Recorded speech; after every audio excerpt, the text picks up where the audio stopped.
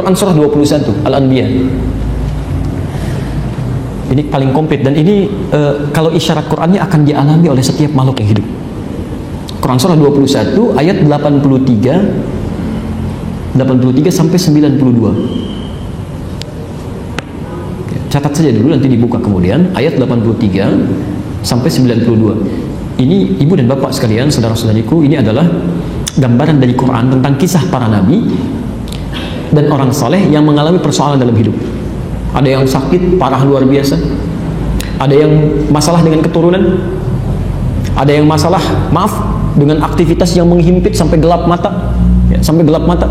Tapi semua dibebaskan oleh Allah. Dan kalimat menariknya di ayat-ayat ini adalah orang-orang yang punya masalah serupa dengan ini, kami akan berikan solusinya kalau mengerjakan amalan yang sama dengan mereka.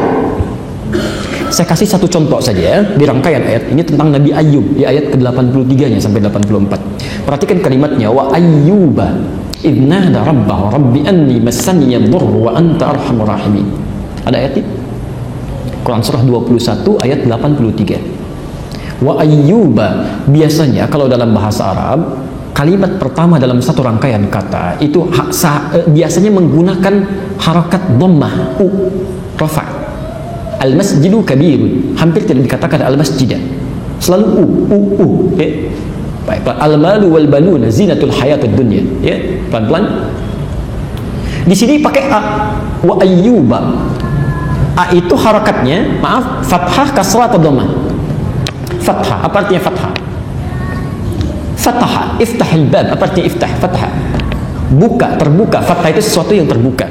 Wa ayyuba, dan kami buka kisah Ayub ini untuk menjadi inspirasi bagi siapapun yang melihat dan mempelajarinya.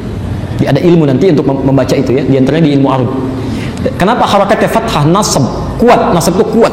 Seakan-akan ingin katakan kami buka kisah Ayub ini supaya jadi inspirasi untuk Anda, menjadi motivasi yang kuat dalam kehidupan.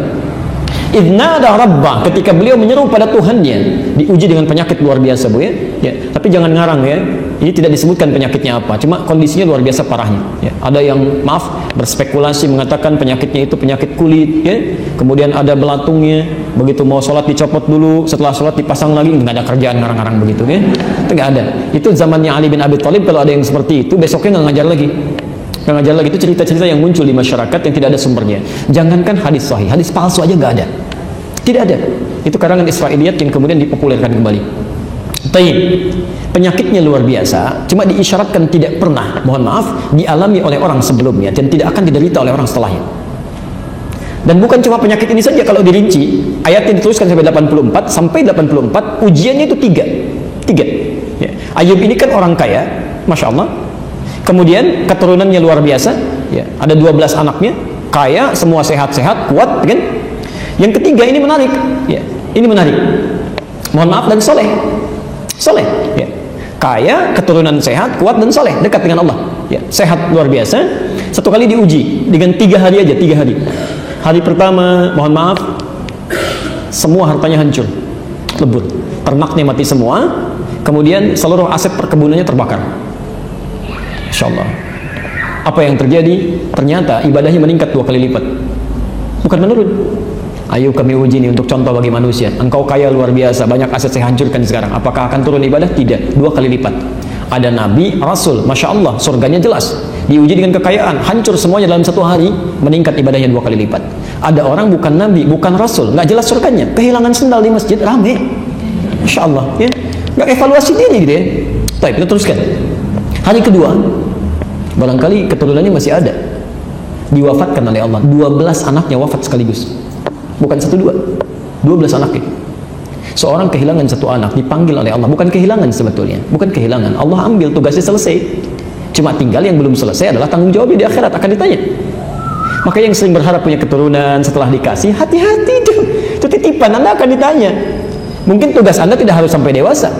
Masya Allah, ada yang tugasnya baru berapa bulan, ada yang tugasnya baru dilahirkan, ada yang tugasnya sampai beranjak tumbuh. Hati-hati, itu semua tugas, ya. Dan akan ditanya di akhirat nanti. Ini 12 anak yang diwafatkan oleh Allah, dipanggil segera. Meningkat lagi 2 kali lipat. Barangkali masih sehat, diuji dengan penyakit yang tidak dialami orang sebelumnya, tidak akan pernah dirasakan oleh orang setelahnya. Masya Allah. Kurang lebih nikmat dalam masa 20 tahun.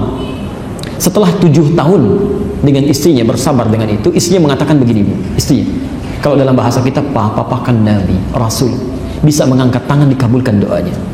Kurang berapa lama kita menanti, mohonkan kepada Allah supaya disembuhkan. Disembuhkan, gak minta banyak, asal sembuh aja.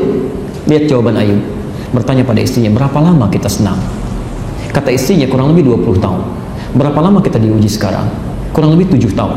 Perhatikan Pak jawaban Ayub, nanti saja kalau masa ujian sama dengan kekayaan itu 20 tahun, sama-sama senangnya, baru saya mohon kepada Allah.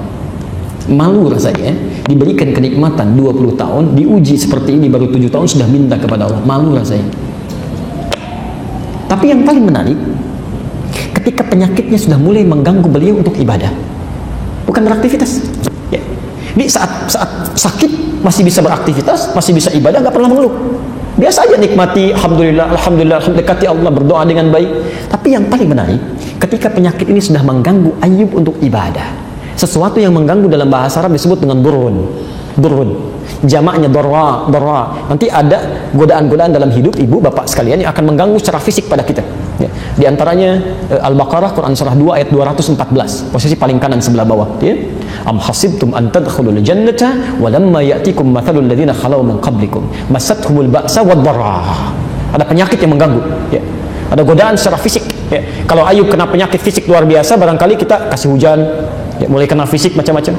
Nah ini penyakitnya sudah mengganggu kepada ibadah, sulit untuk ibadah ya. Kalau kita mau sholat susah gitu ya, baru berdoa. Masya Allah. Apa doanya? Perhatikan doanya. Rabbi anni massaniya dhurr wa anta arhamar rahimin. Perhatikan kalimat doanya. Ya Allah, penyakit ini sudah mengganggu saya untuk bisa mantap menunaikan ibadah kepadamu. Ya Allah, penyakit ini sudah mulai mengganggu saya dalam ibadah, ini sudah gak nyaman lagi ibadah. Sedangkan kau yang paling sayang kepada saya ya. Kalau dalam bahasa bebas, kalau yang paling sayang saja tidak mengabulkan doa saya, lantas kepada siapa lagi saya mesti minta? Allahu Akbar. Ketika kalimat yang disampaikan oleh Nabi Ayub melekatkan kata ibadah, langsung turun jawabannya di ayat 84-nya. Fastajabna ya, menggunakan fa, Pak. Saya pernah terangkan dulu ya, masih ingat?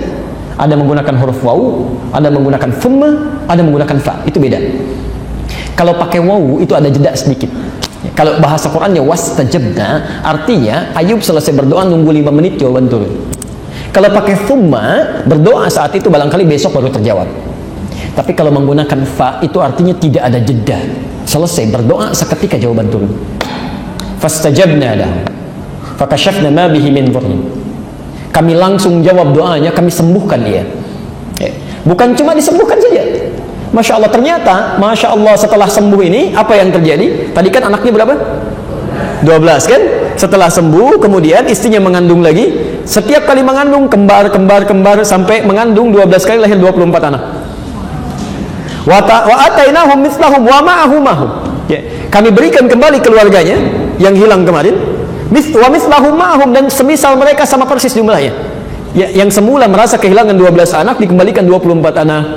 Ya, kebiasaan orang-orang pada saat itu, karena Ayub ini orangnya baik, dekat dengan sekitaran, begitu mendengar sembuh, ini kebiasaan mereka mengunjungi. Kalau dalam berkunjung itu bawa sesuatu, maka Masya Allah sekampung kunjungi Ayub. Begitu datang kasih ini, kasih ini, kasih ini. Begitu selesai, ternyata kekayaannya meningkat 2 kali lipat dari sebelumnya. Anda bisa bayangkan. Tapi yang paling menarik, di ujung ayatnya ditutup, demikian pula kami akan berikan pada orang-orang beriman. Yang punya masalah serupa dengan Ayub akan diberikan hal yang sama. Kalau dia melakukan amalan-amalan yang dilakukan oleh Ayub. Di antaranya apa? Para nabi itu meningkatkan ibadah. Ini. Bahkan dalam sakitnya pun yang diingat ibadah. Jadi kalau antum sedang punya masalah, dahulukan kepentingan ibadah dulu. Ibadah. Itu yang susah cari pekerjaan. Apa motifnya? Jangan-jangan cari kerja untuk dunia aja, itu lama jawabannya. Lama. Hadirkan untuk ibadah, minta untuk ibadah. Ya Allah, mohon tunjukkan pada saya misal saja. Antum pengen 1 miliar misalnya, minta ya, banyak banget kan, ada kepentingan tertentu. Hadirkan dulu kepentingan ibadah, baru yang lain ikut. Ya Allah, hamba sudah berusaha ya Allah, beribadah sholat sedapat yang hamba minta. Cuma sampai sekarang belum bisa zakat ya Allah, yang sekiranya bisa memberikan bantuan kepada banyak orang. Hamba tidak minta banyak, mohon ya Allah beri kesempatan berzakat dengan 25 juta saja, supaya ada kebaikan untuk orang banyak. Zakat itu berapa persen?